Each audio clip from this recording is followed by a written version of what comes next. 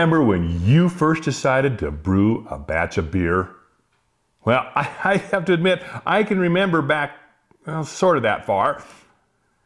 And I also have to admit, my first attempt at making beer was a Mr. Beer kit. And it was a dismal failure because the beer tasted terrible. However, it didn't take long to realize it's really what I wanted to do, and brewing beer had to become part of my life. So I went out and found the local home brewer, and he sold me what I needed. So let's talk a little bit about that today. Well, my local home brewer supply set me up with a bunch of things. And it really is a lot simpler than it seems. So let's kind of go over a few of the components that you are going to want for your first brew. Now, prices are going to range from $75 on up, so check around.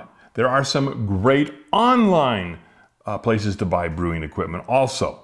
Just a thought. Well, the first thing you got to have is some big old buckets. Now, these buckets are for a couple things. One's to ferment your beer, which is going to be sitting there for a while, gurgling away, and you'll understand what that is when we see it.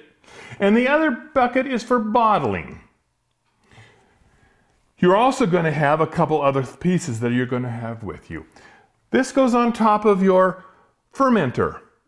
It keeps air from going inside, but allows the carbon dioxide during fermentation to escape. I like this style versus something of this type. You'll see them both.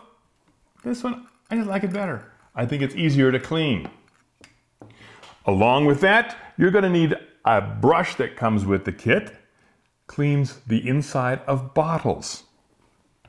You're going to have a siphon of some sort. This will be siphoning beer out of the fermenter, putting it into the bottling bucket. Once it's in the bottling bucket, you'll be transferring it to bottles. And this little piece is what is used for that. It has a valve at the bottom, so you slide it into a bottle. When it reaches the bottom of the bottle, it opens up the valve, allowing it to fill. This keeps oxygen out of your brew so it stays better. You will have to have caps, and most kits come with about 144 caps and a capper to put them on the bottle. Hose that moves from place to place with your brew and hooks into the different components. It's really all you need for your basic first brew, with a couple little exceptions. One thing is you've got to boil your brew for a while. Now, I'm going to guess if you're a first-time brewer, you're probably going to be on your kitchen stove if you're loud. Well, you need a pot. So what I use, let's get a couple of these things a little bit further out of the way. Big old pot. This basically holds about 3.5 gallons.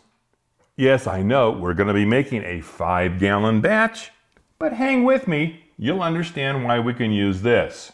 So we've got our big bucket. We need something to stir with. Good old wooden spoon or a stainless steel spoon works perfect. When you're done brewing and fermenting, you're going to need to put your beer somewhere. So start collecting some bottles. I like the brown bottles best. That doesn't let light through, which light can degrade the taste of your beer. I like the brown bottles. Find what you like to drink and have an excuse to have to drink some extra beers because you're saving the bottles. Finally, for your very first brew, you're going to need something to brew. Well, again, you can head down to your local home brewer supply, and they will oftentimes have a good kit that you can use for your first brew.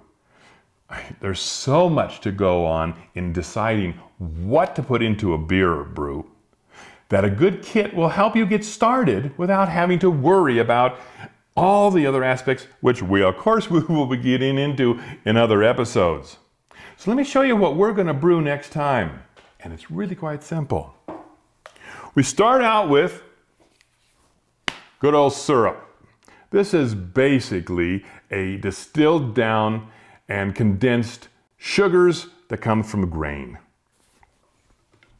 That goes into the brew pot and gets boiled, along with some hops. When they're done with that, and everything is ready to go in the fermenter, you're going to add your yeast. Now for this particular situation, the homebrew place sent me off with dry yeast, which works just fine, particularly for your first brew. So I think that kind of gives you an idea of what we're going to need to do our first brew together. We're going to have some fun, and let me tell you, you're going to be so surprised at how good it tastes. And don't worry about a thing. We'll work through it. I'll see you next time on Brew.